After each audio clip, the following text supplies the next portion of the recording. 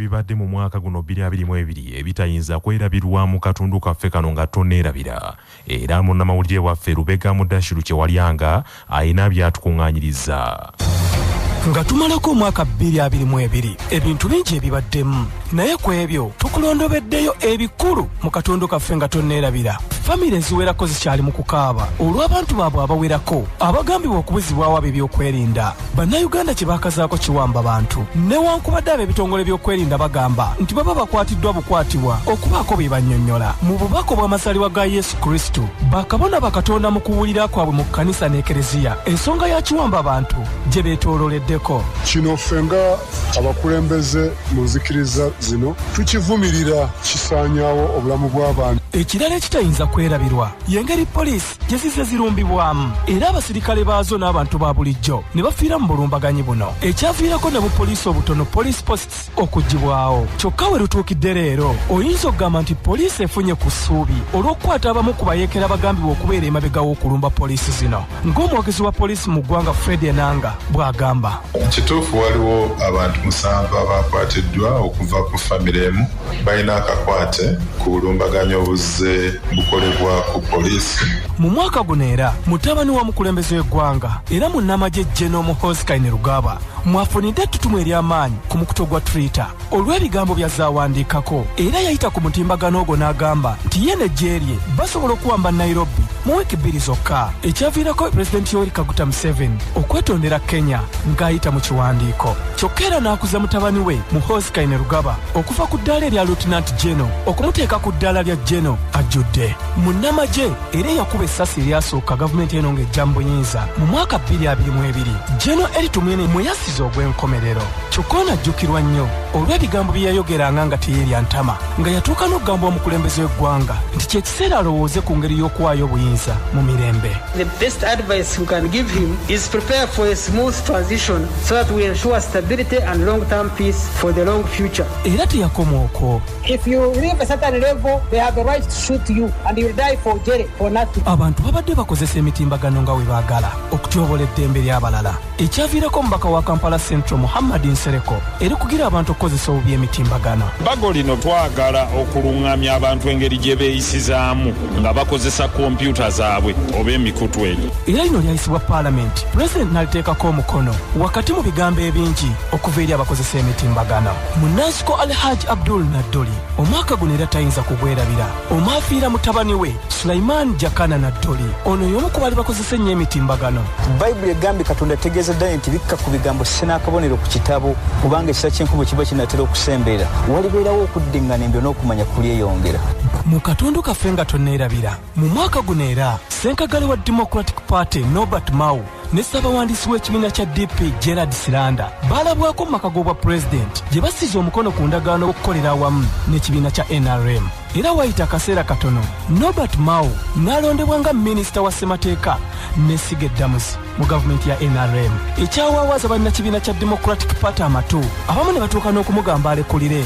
Guba nno omuziziko munene bwe muba n'omukulembeze ng'ebiruubirirwa byakwekkusa ng'omuntu omukisa ne mugukozesa omuntu oyo ne mumujja mu kifo w'abadde ne mumuseeseetula, muba mufunye kinene. Eri yagenda ku bufumbo yafunye n'olubuto, agenda kuzaala ku ddya ddala, naye ate ekyembi ayagala asinziira eri agaana eno gye yanoba okuweerera abaana, okubanaaza n'omusajja okuwasa. Enkyukakyuka y'emiwendo gy'ebintu ezeebeerawo omwaka guno, bannansi ne batuuka n'okwegayirira gavumenti esale ku misolo basobole okutambuza obulamu bwabwe. N'okutuusa olwaleero tewali kyakoleddwako.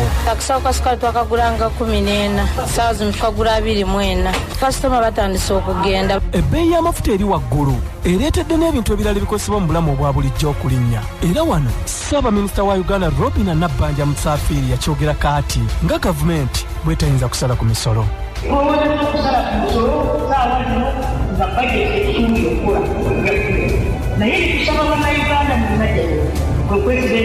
Era 2022 yatutwalako Sipiika wa Paalamenti Jacob Olanya eyali yakalondebwa. Yafanga ennaku z'omwezi 2 omwezi ogwokusatu omwaka 2022 Seattle mu ggwanga lya Amerika. Kyokka amaloboozi mangi gavaayo ku nfaaye, wabula gavumenti yavaayo n'etegeeza okuyita mu minisita w'ebyobulamu Jane Luther Cheng nti Sipiika wa Paalamenti Jacob Olanya yali afudde ekirwadde kya kansa. As a consequence of total bone marrow suppression, his bone marrow was no longer responsive, and in medical terms we call this pancytopenia. Wabula wakati mu kuziika Sipiika Jacob Oulanyah, taata we Oulanyah Nathan Okoli kyatakkiriziganya nakyo mu bigambo ebyavvuunulwa Norbert Mao. I am not mourning in vain. I want to state clearly, Jacob was poisoned. He told me. Tusaasira nnyo abafunye ebizibu eby'enjawulo omuli n'okufiirwa. Nammwe abafunye ebirungi tubasanyukirako. Tubagaliza omwaka ogw'emirembe, ogw'essanyu n'enkulaakulana. Nze Lubega Mudashiri Kiwalyanga ne munnange Julius Mulemi ku lwa CBS FM. Byaliwo bibaddewo ate nga bikyabaawo naye nga tonneerabira ffe ka tubikujjukize nawe bituuse mu kanyomero kaffe nga tonneerabira. Ministry y'ebyensimbi yayanjulidde Parliament embalirira ekyali mu bubage. Gavumenti mweyalangidde nti ebintu 10 byegenda okusinga okussaako essira mu mwaka gw'ebyensimbi ogujja 2023-2024. Mu mbalirira eno wabula ekunukiriza mu trillioni 50 yajjidde mu kiseera nga abatunuulizi b'ebyenfuna bagamba nti ebyenfuna bya Uganda bikyali mu masaŋŋanzira naddala ng'eggwanga lyakafa mu muggalo gwa COVID-19 n'ekirwadde ky'Ebola. Mu katundu kaffe kano nzenga bwendaba tukuleetedde minisita avunaanyizibwa ku byensimbi n'okuteekerateekera eggwanga Matiya Kasaija nga yanukula ebibuuzo bya Alex Nsubuga ku mbeera y'ebyenfuna n'ennabe ali mu kitongole eky'ekittavvu ky'abakozi eky'NSSF eyaviiriddeko abadde ssenkulu waakyo Richard Byalugaba obutazzibwa ku mulimu ogwo ng'ekisanja kye kiweddeko. Honorable omwaka nga guggwako amaoni gagalaga nti ekonomi tekola bulungi obwavu buli mu bantu. Ate wali osuubiza nti ogenda kuleeta projects ez'enjawulo zibajja mu bwavu. Olowooza zino kukireeta nekitandikirako nekijja mu abantu obwavu. Tomanyi kyoyogera ndowooza kyoyogera tukitegeera. Kati bwe tuba tuzimba factory oyinza olowooza nti eyinza okutandika okukola mu lunaku lumu ejjemu abantu obwavu. Wandibadde ombuuza bw'otowulidde nti ebyenfuna bifaanana bitya saawa eno. Kiki kyoteeseteese okukola okukyusaako ku mbeera economy yaffe. Ebyenfuna biyimiridde vitamini. Ebyenfuna bikyalimu akazibuzibu. Ensonga ya COVID ate ne waddawo Ebola. Tubadde tukyali awo olutalo wakati wa Ukraine ne Russia. Twali tukyali awo omusana ne gutwokya ne gutumalamu amaani. Twali tukyali awo omusana gugenze kaakati enkuba etonnye nnyo awalala. Kasole tajja kubala bulungi n'ebijanjalo tubijja kukola ki kubala bulungi. Binaako kyetusobola okutereeza mu bbanga ttono. Bintu bibadde bibaaya nnyo naye kati Katonda yatuyambye atuwadde enkuba tusuubira nti emmere ejja kubeera nnyingi nnyo. Naye ate mu budget gy'osoma oteekamu ensimbi za irrigation okuyambako abalimi. Kasolo zino zigenda wa ate kaakati nsente ne bunanga nziteeseemu zinaayamba ku season eno kati gye tulimu. Ekyo tujja kitululako mu maaso era bye nzija nabyo. Honorable, wetumaliddeko omwaka nga bingi ebikyasobedde abakozi. Ekitongole kya NSSF kikulemye okutereeza. Nze sigenda bakoleba kukitereeza. Nze sikyakifuga nnyo kati kibukibwa mpundi minisita w'agenda. Nze lulinga bukyali mu mikono gyange ddala mufuulu nga ntawaana kweri. Abakozi basobeddwa. Ate abakulembeze b'abakozi bwe baakisala babwe batyo naye nze nali ŋŋaanye. Naye ne basituka tugende tudde ku Ministry of Labour, Ministry of Finance tumutuuliriza.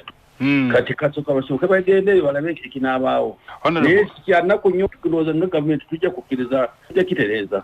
Uddi Honorable bakaaba abantu bali mu kitereeza gutopaayo buli kimu kyonna tukikolebwa mu lunaku lumu. Bwe kyali mu ministry yo era nga kiyugayuga. Kweri no way please bannange. I had never sacked a managing director. I had got a good board. Everything was moving. Nguyugiro otya nti bukyali ewange kyali kifaona. Ekibuuzo ky'obuuziza sijja kukiddamu. Ekimu ku kisembayo Honorable. Abakozi ba gavumenti tebabawadde ssente nga tebagenda mu Christmas. Kyabwekanya ekyo. Si bonna wabaddewo akazibu. Ekibuuzo ekyo kibuuze aba public service. Ate bagamba finance. Never baba. Aba local government bagamba nti finance bakawe babadde bagamba. Buba najja nga babireese nga bikyamye nkole ntya.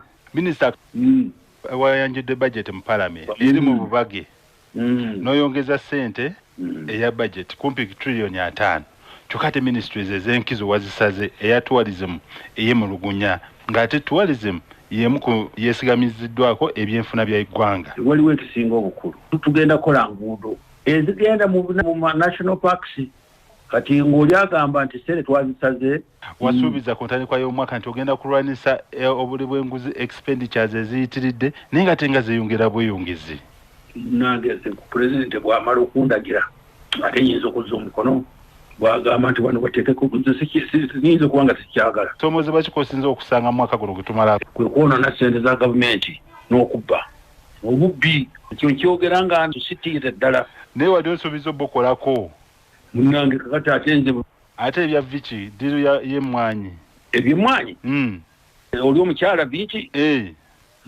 tukyagenda mu maaso sikusoomozebwa kuwasanga mu mwaka guno ate ekisoomozo kyali kisoomozo kyaki omukazi ayagala kutuzimbira ekyuma ekyogera ku tubali okumwanyiza ayogeza abantu ebikankana ne ba MPs ne baminisita banno naye bolo bakyankalana oluusi ebintu nga tebamaze kubisayensinga na kubisoma bulungi naye nti omukazi gwe weesibako honorable n'eddwaliro lyeribo watalitandika nga ate wamuti wadda ssente omi w'omusolo akola bwewagenzeeyo kujja ogenda olabe bagamba omuyita musigansimbi naye talina ssente sibimanyi munnange mumuyite mumubuuzi nze yaŋŋamba ajja kuzimba eddwaliro nenkola n'endagaano naye honorable ebintu bino ebimu tebikononera ekifaananyi nti okola endagaano n'abantu bamusigansimbi abatalina maanyi mwamubuuziza sente zaalina n'agaana okuzibabuulira alina amagezi engeri gy'agenda okukikolamu basewungu bagamba nti ebyo byonna yali wampewo talina maanyi sewungu mugenda omugambe nti genda osomera agreement bulungi nnyo ogyetegereze eno project gye waleeta ya parish development model bayitandisa ogikubamu ebituli oyinza okukola ekintu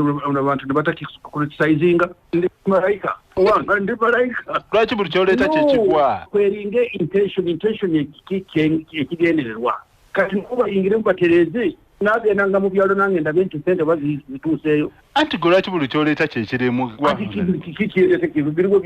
now even middle income country tukyalo ekyo ekintu ekirungi mutwebazeeko bamwanga kivumbi bawakanya ebyo byogera honorable kivumbi nayita mu constituency nga nva mukozi nenjanfuluma emaddu enguudo obubi bwazeeyo munda nabuuza abantu ono muntu mwalonda waaki ono atagenda kunoonya gundi minisita wa works aleete ssente kukola enguudo ate yavunanyizibwa okukola enguudo asigambye yazikola olowooza nze mu constituency nze nkwata tractor nenzikola mp nayita mu luguudo katona n'okufeera nfiireyo mp ayogera biki ebyo kagenda atereeze butambala eri ebintu faawo nawe bw'anaaba teyegendegereza mu kalulu akajja ngenda kuterewa mujjeyo kivumbi shadow minister wa finance agamba kasaija figa z'oleeta njanjawulo nnyo ebyenfuna bigaanyi tombulira olemeddwa n'okulabirira